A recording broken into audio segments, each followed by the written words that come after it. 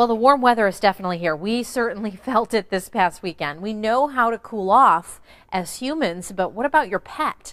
WSBT 22's Alex Elich is at a local dog park. Alex, how you have to keep an eye on your pets when it gets hot and humid like this. Yeah, that's right. And that's because dogs and cats don't sweat. And, obviously they can't tell you if they're overheating, but there are certain ways that you can prevent your pet from having heat stroke.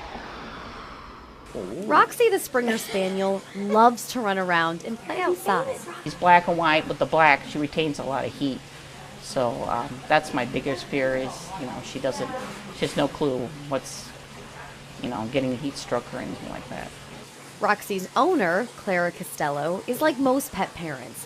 She doesn't leave Roxy in the car and gives her lots of water when it's hot.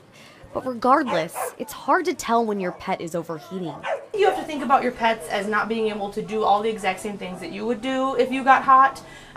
Dogs and cats actually don't sweat, so the only way that they can remove some of the excess body heat is by panting. That's only able to go so far. But there are signs your pet can show if they're having a heat stroke. Some kind of more of a spaciness to their behavior, or seeming like they're more lethargic, seeking out areas that seem like they're cooler. There are some types of stances that they might get into where they're going to try to extend their neck and get a lot of breath, move air a little bit more efficiently. Clara already takes precaution. Make sure that she's got water and